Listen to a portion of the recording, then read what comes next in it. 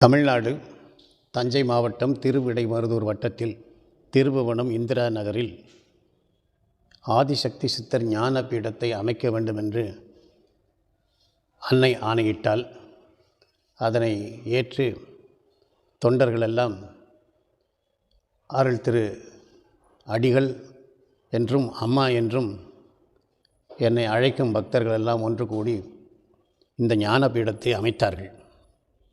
கருவறை சிலை எப்படி அமைய வேண்டும்?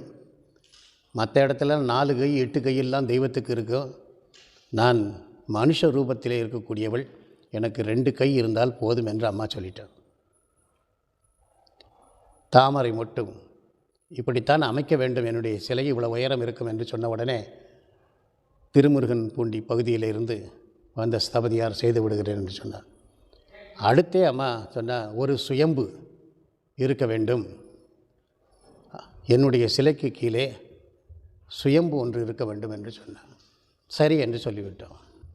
அடுத்து ஒரு வாரம் கழித்து அம்மா சொல்கிறார், 18 சித்தர்கள் இங்கே எழுந்தருள வேண்டும். கருவறை சிலை அம்மனுக்கு முன்னர் இந்த 18 சித்தர்களும் அமைக்கப்பட வேண்டும். ஏனென்றால் 18 சித்தர்களுக்கும் தலைவியாக இருக்கக்கூடியவள் சக்தியாகிய நான் தான் தலைவி. சரி என்று அதற்கு ஏற்பாடு செய்தோம். சொன்னால், நான் புருவ நடுவிலே சித்தர்களுக்கு காட்சி கொடுக்கக்கூடிய ஆதிசக்தி தெய்வம், பேர் ஒளி பிழம்பாக இருக்கக்கூடியவள். ஆனால் மூலாதாரத்திலே நான் வீற்றிருக்கும் பொழுது எனக்கு பெயர் வாழை என்று பெயர். வாழை குமரி ஒன்று அமைக்க வேண்டும், அது கருவறைக்கு பின்புறம் வாழைக்குமரி அமைய வேண்டும், அதுவும் இப்படித்தான் இருக்க வேண்டும் என்று சொன்னான். உடனே வாழைக்குமரி, கருவறையிலே அம்மன், 18 சித்தர்கள். அடுத்து அம்மா சொல்வது, ஔவையாருக்கு அருள் செய்தவரே விநாயகர் தான். விநாயகர் அகவலில் இல்லாத சித்தர்கள் பற்றிய ஞானம் வேறு எதிலையும் கிடையாது.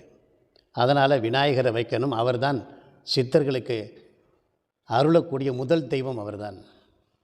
அதையும் ஏற்பாடு செய்யும் பொழுது அம்மா சொல்கிறார், சித்தர்களுக்கெல்லாம் தலைவன் பழனி ஆண்டி முருகப்பெருமான், அவனுடைய சிலை ஞான தண்டாயுதபாணி வடிவத்தில் பழனி மூலஸ்தானத்தில் இருக்கக்கூடிய ஞான தண்டாயுதபாணி சிலை வேண்டும் என்று இப்படி அமைக்கணும்.